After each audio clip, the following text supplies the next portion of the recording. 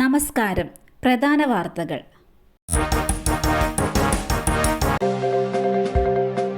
രാമങ്കരി പഞ്ചായത്തിൽ അവിശ്വാസം പാസായി. CPM-ന് ഭരണം നഷ്ടമായി. ആലപ്പുഴ രാമങ്കരി പഞ്ചായത്തിൽ CPM-ന് ഭരണം നഷ്ടമായി. കോൺഗ്രസ് കൊണ്ടുവന്ന അവിശ്വാസ പ്രമേയം പാസായതിനെ തുടർന്നാണ് ഭരണം നഷ്ടമായത്. 25 വർഷം തുടർച്ചയായി CPM-ആണ് രാമങ്കരി പഞ്ചായത്ത് ഭരിച്ചത്. ഭരണം നഷ്ടമായതോടെ പഞ്ചായത്ത് പ്രസിഡന്റ് CPM വിട്ടു.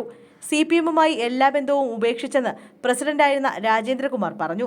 CPM പിന്തുണയോടെയായിരുന്നു പ്രസിഡന്റിനെതിരെ UDF അവിശ്വാസ പ്രമേയം കൊണ്ടുവന്നത്. അമ്മ വീടിനുള്ളിൽ മരിച്ച നിലയിൽ, മകൻ കസ്റ്റഡിയിൽ. മാറനല്ലൂർ വീട്ടമ്മയെ വീടിനുള്ളിൽ മരിച്ച നിലയിൽ കണ്ടെത്തി. കൊലപാതകമെന്ന സംശയം. മകനെ പോലീസ് കസ്റ്റഡിയിലെടുത്തു.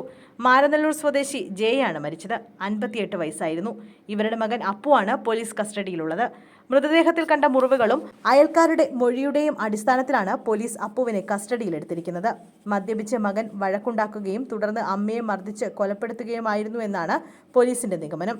മൃതദേഹത്തിൽ തലയിലും ചെവിയിലും മുഖത്തും മുറിപ്പാടുണ്ടായിരുന്നു. ഇതിനു പുറമെ ഇവരുടെ അയൽവാസികളുടെ മൊഴികളിലും അപ്പുവിനെതിരായ തെളിവുകൾ ഉണ്ടെന്നാണ് സൂചന. ജയയുടെ മരണത്തിൽ ദുരൂഹതയുണ്ടെന്ന് തന്നെയാണ് ഇവർ ആരോപിക്കുന്നത്. ആംബുലൻസ് കത്തി രോഗി മരിച്ച സംഭവം. ഡ്രൈവർക്കെതിരെ കേസ്. കോഴിക്കോട് അപകടത്തിൽപ്പെട്ട ആംബുലൻസ് കത്തി രോഗി മരിച്ച സംഭവത്തിൽ ആംബുലൻസ് ഡ്രൈവർക്കെതിരെ കേസെടുത്ത പോലീസ്. ഡ്രൈവർ അർജുനെതിരെ അശ്രദ്ധമായി വാഹനം ഓടിച്ചതിനാണ് കേസെടുത്തത്. പോലീസ് ഇയാളുടെ മൊഴി രേഖപ്പെടുത്തും. പുലർച്ചെ 3:15 പുതിയതറയിലാണ് അപകടം നടന്നത്. നിയന്ത്രണം നഷ്ടപ്പെട്ട ആംബുലൻസ് ട്രാൻസ്ഫോമറിലിടിച്ച് കത്തിയാണ് അപകടമുണ്ടായത്. അപകടത്തിൽ നാദാപുരം സ്വദേശി സുലോചനയാണ് മരിച്ചത്. ബൈക്കിന് സൈഡ് നൽകിയില്ലെന്നാരോപിച്ച് കൊല്ലത്ത് ദമ്പതികൾക്ക് ക്രൂരമർദ്ദനം. ബൈക്കിന് സൈഡ് നൽകിയില്ലെന്നാരോപിച്ച് ദമ്പതികൾക്ക് ക്രൂരമർദ്ദനം.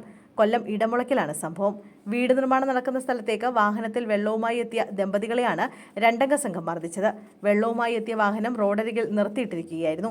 ഈ സമയം ഇതുവഴി ബൈക്കിൽ തുമ്പിക്കുന്ന് സ്വദേശി ഷാനവാസും റിയാസും ബൈക്കിന് പോകാൻ സ്ഥലമില്ലെന്ന് പറഞ്ഞ് ദമ്പതികളുമായി തർക്കത്തിലാവുകയും വലിയ തടിക്കഷ്ണം ഉപയോഗിച്ച് ഇവരെ മർദ്ദിക്കുകയുമായിരുന്നു. മർദ്ദനം തടയാനെത്തിയ പനശിവിള സ്വദേശി അനി എന്നയാൾക്കും മർദ്ദനമേറ്റിട്ടുണ്ട്. അതേസമയം പ്രതികളിൽ ഒരാളായ ഷാനവാസ് ഭാര്യയെ കൊലപ്പെടുത്ത കേസിലെ പ്രതിയാണ്. രണ്ടുപേർക്കും ക്രിമിനൽ പശ്ചാത്തലമുണ്ടെന്നും നാട്ടുകാർ പറഞ്ഞു.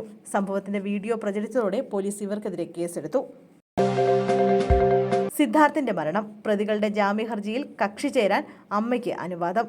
വയനാട് പൂക്കോട് വെറ്റിനറി സർവകലാശാലയിലെ JS സിദ്ധാർത്ഥിന്റെ മരണവുമായി ബന്ധപ്പെട്ട് പ്രതികൾ നൽകിയ ജാമ്യ ഹർജിയിൽ കക്ഷി ചേരാൻ മാതാവിനെ അനുവദിച്ചു. പ്രതികളുടെ ജാമ്യാപേക്ഷയെ എതിർത്തുകൊണ്ട് സിദ്ധാർത്ഥിന്റെ അമ്മയെ ഹൈക്കോടതി സമീപിക്കുകയായിരുന്നു. ജസ്റ്റിസ് മുഹമ്മദ് നിയാസാണ് ഹർജി പരിഗണിച്ചത്. ജാമ്യഹർജി ഈ മാസം 22-ന് പരിഗണിക്കും.